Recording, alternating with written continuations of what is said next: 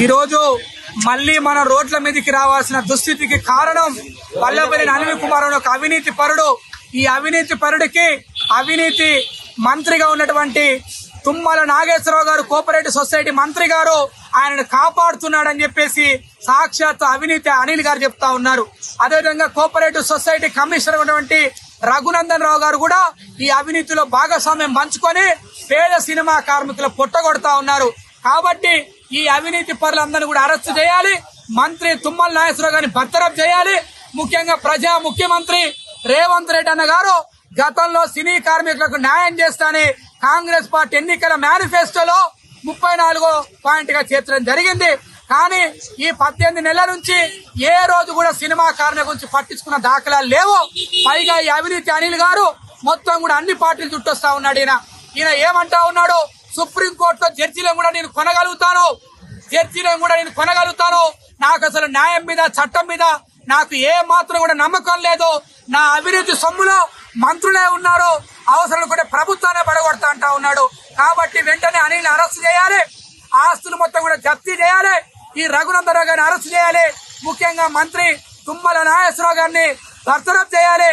ముఖ్యంగా ఈ అవినీతి పరులు ఎవరైతే ఉన్నారో వాళ్ళందరినీ జైలు పంపించి అడాక్ కమిటీ వేయాలి. ఆ అడాక్ కమిటీ కూడా నిజమైన సినిమా కార్మికులే ఉండాలి.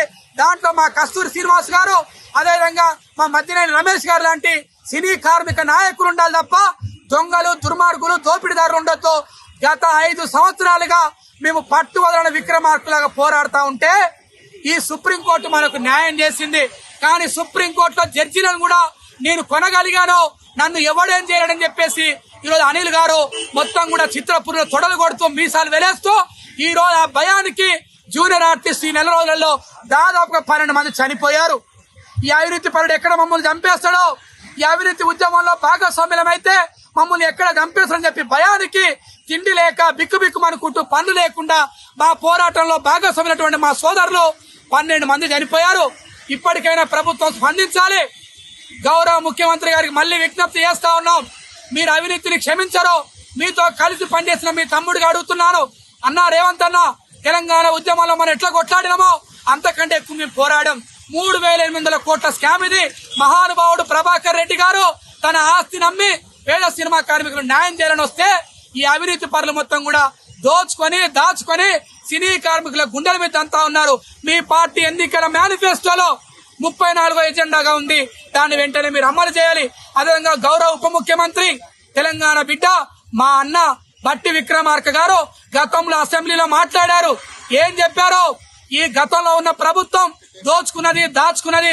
గతంలో మంత్రి ఉన్న తలసాని గారు అవినీతిలో భాగస్వామిగా ఉన్నారన్నారు. కేటీఆర్ గారు కూడా భాగస్వామ్యం అని చెప్పేసి అనిల్ గారు చెప్తే నిజమని మీరు ఒప్పుకున్నారు. మరి ఎందుకు మీరు 18 నెలలుగా అనిల్ వెనకేసుకొస్తున్నారు? వల్లభనేని అనిల్ గారిని ఎందుకు వెనకేసుకున్నారు మీరు? ఈరోజు అనిల్ వెంటనే అరెస్ట్ చేయాలి. లేని పక్షంలో పేద సినిమా కార్మికులు భవిష్యత్తులో కాంగ్రెస్ పార్టీ పట్ల ఒక ప్రత్యేకమైనటువంటి వ్యతిరేకత వచ్చే అవకాశం ఉంది. కాబట్టి ఇప్పటికైనా కూడా తెలంగాణలో ఉన్నటువంటి పేద సినిమా కార్మికులకు న్యాయం చేయాలి. అనిల్ ని అరెస్ట్ చేయాలి, తుమ్మల నాగేశ్వరరావు గారిని బర్తరఫ్ చేయాలి, రఘునందన్ రావు గారిని అరెస్ట్ చేయాలి. గతం నుంచి ఇప్పటిదాకా చిత్రపుర అవినీతి మీద సమగ్ర సర్వే చేయాలి. మొత్తం కూడా ఆస్తులు మొత్తం కూడా అవినీతి అధికారుల ఆస్తులు మొత్తం కూడా జప్తు చేయాలని చెప్పేసి అప్పటిదాకా మా పోరాటం కొనసాగింది. ఎవరేం చేసినా కూడా అంతిమంగా పేద సినిమా కార్మికులు విజయం సాధించాలి. మళ్ళీ మేము సుప్రీంకోర్టు వారి విజ్ఞప్తి చేస్తున్నాం, అనిల్ గారు బెయిల్ వెంటనే రద్దు చేయాలి, ఆయనకు సహకరించిన అధికారులందరినీ వెంటనే అరెస్ట్ చేయాలి, ఆయన బెయిల్లో ఉన్న అవినీతి అధికారులను కూడా వెంటనే అరెస్ట్ చేసి సుప్రీంకోర్టు వారు పేద సినిమా కార్మికులకు న్యాయం చేయాలని చెప్పేసి ఈ సందర్భంగా మన తొలివేలు ద్వారా వారికి విజ్ఞప్తి చేస్తా ఉన్నాం. ఈ రోజు చిత్రపురి అవినీతిపై అక్రమ కమిటీని రద్దు చేయాలని కోరుతూ దానికి సంబంధిత మంత్రివర్యులు అయితేనేమి అధికారులు అయితేనేమి అందరి మీద చర్యలు తీసుకోవాలని కోరుతూ ఈ రోజు ఈ ధర్నా జరుగుతూ ఉంది. మేము మొదటి నుంచి కూడా కోరుకున్నది ఒకటే, చిత్రపురి అవినీతి మీద ఇక్కడ ఉన్న వాళ్ళు ఎవ్వరూ కూడా ప్రశ్నించింది ప్రభుత్వమే ప్రశ్నించింది, ప్రభుత్వమే నివేదికలు తెచ్చింది, ప్రభుత్వమే రిపోర్ట్ ఎంక్వైరీ చేసింది, రిపోర్ట్లు పెట్టింది. ప్రభుత్వమే అన్నీ చేసి ప్రభుత్వం చేసిన వాటిని ఇంప్లిమెంట్ చేయమని ఇంతమంది అడుగుతా ఉంటే ఎందుకు ఇంప్లిమెంట్ చేయట్లేదు? ఇది మేము ప్రధానంగా అడుగుతున్నాం. యాక్ట్ 51 ఎంక్వైరీ రిపోర్ట్ ఏం చెప్పింది? 116 కోట్ల స్కామ్ చేశారు వీళ్ళు, ఈ కమిటీ కాంట్రాక్టర్లు అందరూ కలిసి. ఫస్ట్ వీళ్ళ మీద చర్యలు తీసుకోండి. ఇప్పటికీ 4.5 సంవత్సరం యాక్ట్ 51 ఎంక్వైరీ రిపోర్ట్ వచ్చిన రోజు నుంచి ఆ కమిటీ అక్కడ ఉండకూడదు, కానీ ఇంకా కొనసాగుతుందంటే ఎవరి సపోర్ట్తో కొనసాగుతుంది? నెక్స్ట్ సెక్షన్ 60 సర్చార్జ్ రిపోర్ట్ వచ్చింది.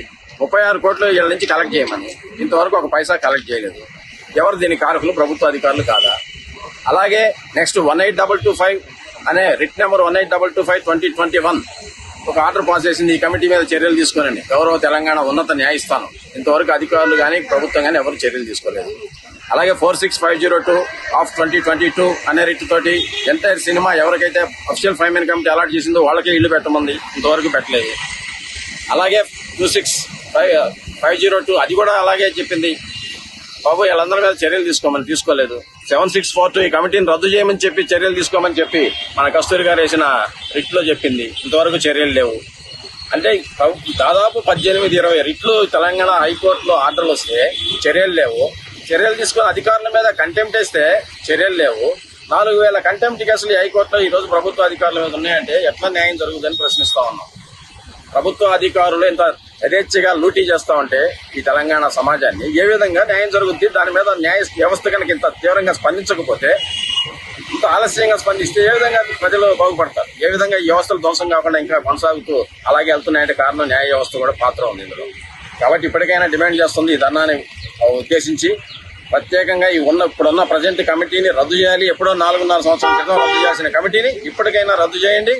సేమ్ టైం అడవ కమిటీని వేయండి, ఒక స్పెషల్ ఆఫీసర్ వేయండి. మొత్తం ఈ దొంగ ఓట్లు అన్ని రకాలు ఇవన్నీ బయటకు వస్తాయి. ఇప్పటికైనా అది చేయకపోతే మాత్రం భవిష్యత్తులో మరిన్ని దారుణాలు ఇదే ప్లేస్ లో జరిగే అవకాశం ఉందని కూడా తెలియజేస్తాం. 1994లో Telugu cine workers cooperative housing society limited Chitrapuri colony పేరుతోటి ప్రభుత్వం సబ్సిడీ కింద 40 రూపాయల గజం చొప్పున 67 ఎకరాల 16 గుంటలు కేవలం పేద సినిమా కార్మికుల కోసం మాత్రమే ఇచ్చింది. ఆనాడు 1,40,00,000, ఈ రోజు 8,000 కోట్ల భూమి. ఐటీ కారిడారు ఈ భూమి విలువ పెరగడం వల్ల ప్రతి ఒక్క అవినీతి పరుడికి దీని మీద కన్నుబడింది. కాలక్రమేణా పేద సినిమా కార్మికులను మోసం చేసుకుంటూ వచ్చాడు. గత 6 సంవత్సరాల నుంచి మేము రిప్రజెంటేషన్లు ఇస్తూ అండర్ ఆర్టీఐ కింద తీసుకున్న ఆధారాలని ప్రభుత్వాలకి ఇటు కోర్టులకి సమర్పించడం వల్ల అండర్ 51 ఎంక్వైరీ రిపోర్టు ప్రభుత్వం నియమించడం జరిగింది. దాని ప్రకారంగా వీళ్ళు అకౌంట్ల నుంచి డైరెక్ట్ 110 కోట్లు స్కామ్ చేశారని ప్రభుత్వం నివేదించింది.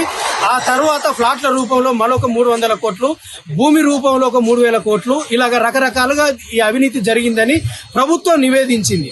సో ఇవన్నీ మేము తీసుకెళ్లి కంటెంప్ట్ కింద హైకోర్టుకి సబ్మిషన్ చేయడం వల్ల హైకోర్టు కూడా ఆర్డర్లు ఇచ్చింది ప్రభుత్వానికి. ఇంత అవినీతి అక్రమాలు జరిగినా కూడా ప్రభుత్వం ఎందుకు పట్టించుకోవట్లేదు, అధికారులు ఎందుకు పట్టించుకోవట్లేదని ఇప్పుడున్న ప్రిన్సిపల్ సెక్రటరీ రఘునందన్ రావు గతంలో 5 సంవత్సరాలు కోఆపరేటివ్ కమిషనర్ గా ఉన్నాడు. అప్పటి నుంచి ఇప్పటి వరకు సుమారు ఒక 10 సంవత్సరాల నుంచి ఈ అవినీతిని కాపాడుతుంటూ వస్తున్నాడు. గతం ప్రభుత్వంలో ఉన్న కొంతమంది మంత్రులు, ఇప్పుడు ప్రభుత్వంలో ఉన్న కొంతమంది మంత్రులు కూడా ఈ అవినీతిలో భాగస్వాములు అయ్యి అన్ని ఆధారాలు కోర్టు ఆర్డర్లు ఉన్నా కూడా ఎలాంటి ఇంప్లిమెంట్ చేయట్లేదు, ఎలాంటి చర్యలు తీసుకోవట్లేదు. ప్రస్తుతము ఈ కొత్త అలాట్మెంట్ కమిటీ అనే పేరుతోటి కూడా మళ్లీ మోసం చేయడానికి ప్రభుత్వ అధికారులతో పాటు కుమ్మక్కయ్యారు. మేము చేసే డిమాండ్ ఒకటే, ఈ అవినీతి కమిటీ పైన సుమారు 18 కేసులు ఉన్నాయి. పీడీకి యాక్ట్ ఎందుకు పెట్టట్లేదు? సమగ్రంగా 4 సంవత్సరాల క్రితం నుంచి రిపోర్ట్ వచ్చినా కూడా ఈ అడా కమిటీ వేసి ఈ కమిటీని ఎందుకు రద్దు చేయట్లేదు అనేది డిమాండ్ చేస్తున్నాము. గతంలో ప్రతిపక్షంలో ఉన్నప్పుడు బట్టి విక్రమార్క గారు కూడా అసెంబ్లీలో మాట్లాడారు.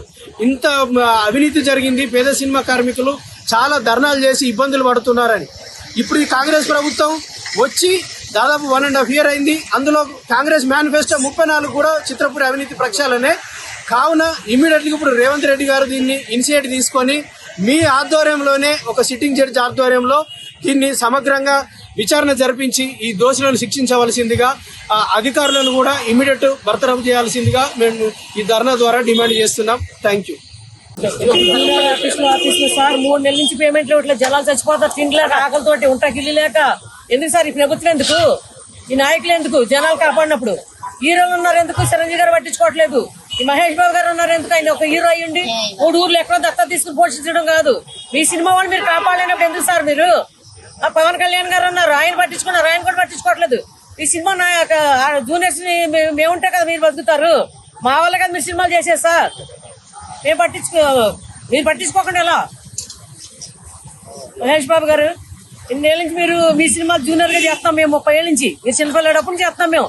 మీరు ఎక్కడో దత్తా తీసుకుని ఊళ్ళు పోషించడం కాదు. జూనియర్ ఆర్టిస్టులు బతికితేనే మీరు సినిమాలు చేయగలుగుతారు. మీరు లేరు. మీరు ఎందుకు సీరియస్ తీసుకోవట్లేదు దొంగల మీద? మాకు ఇల్లు ఉంటాయి, తిండి లేదు. తిండి లేక ఎంతో మంది జూనియర్స్ చచ్చిపోతున్నారు. 3 నెలల పేమెంట్లు ఇవ్వట్లేదు. ఆఫీసులో దొంగలు 3 ఉన్నారు. అక్కడ చిత్రపూర్లో 11 మంది ఉన్నారు. ఏం చేస్తుంది గవర్నమెంట్? రేవంత్ అన్న మీరు ఏం చేస్తారన్నా? వచ్చి సంవత్సరం అయింది, మేము 70 కంప్లైంట్లు ఇచ్చాం ఈ దొంగల మీద. మీరు ఎందుకు ఇంతవరకు చర్య తీసుకోలేదు? మీరు వెంటనే ఆ దొంగల మీద చర్య తీసుకోవాలి. అనిల్ గడు ఎప్పటికీ జైల్లోనే ఉండాలి. దొంగోడాడు పెద్ద దొంగ. 3,000 కోట్లు ఎవడమ్మ సొమ్ము, ఎవడ పోతామండి? 3,000 కోట్లు అంటే